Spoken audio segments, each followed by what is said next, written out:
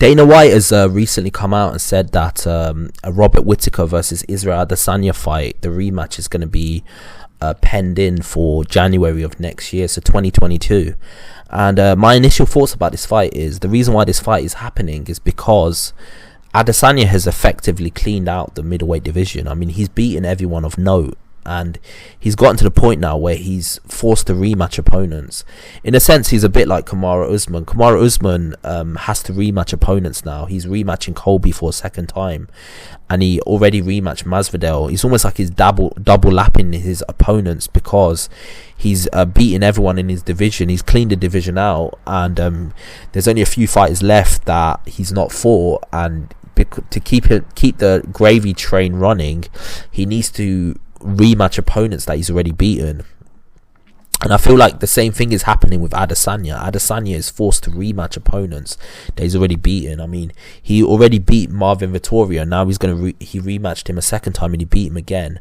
Now he's going to rematch Robert Whittaker. And my point is, I just think this is no knock on Robert Whittaker. I think he has re-earned his title shot. I mean, in his last several fights, he's beaten very good fighters like the Kelvin Gastelums of the world. I think he beat Darren Till, didn't he? I think he did, and he beat several other good fighters, and now he's gotten into a position where he's going to rematch the champion. And is there a chance that he can get his belt back? There's definitely a chance. I mean, Robert Whittaker's a very good fighter.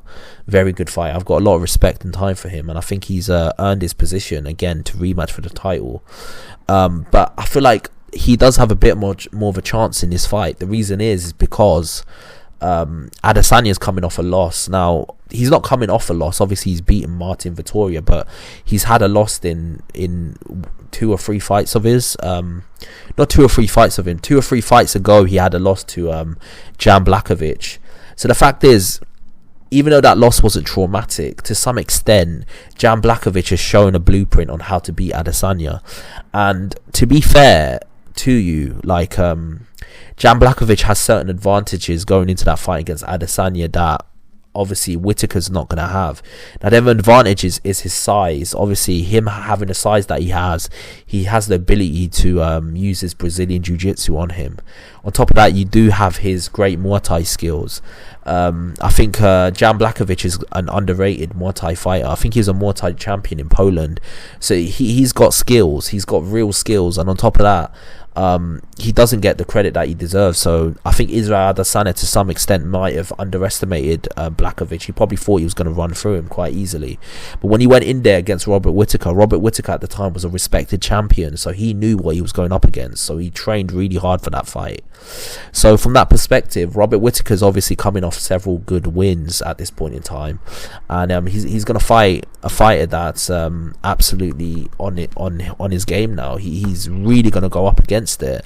So I think Robert Whittaker does have a chance in this fight. He's got a better chance than he had in the first fight. I think I heard Robert Whittaker was going through some personal issues as well for his first fight, so hopefully that's been cleared up. So from that perspective, I think this makes the fight more interesting. Obviously, he's got a win over Darren Till, Jared Cannonier, and Kelvin Gastelum. Obviously, he's got 2 wins over Yoel Romero and Derek Brunson, Uriah Hall. So, you know what? Robert Whittaker is legit. Is 100% legit. I mean, if Adesanya wasn't in his weight class, he'd probably be champion right now.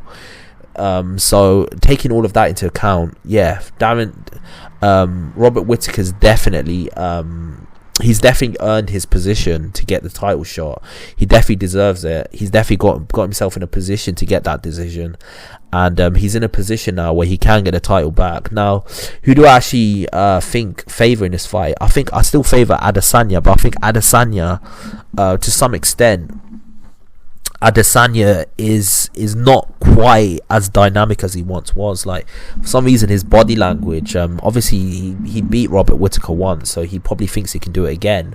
But from the perspective of, like, when he first came into the UFC, when he was undefeated, and when he was going into the Robert Whittaker fight the first time, and he had that crazy entrance when he started doing flips and such, I don't think we got the same Adesanya. Now that he's lost, I think he knows that he can lose.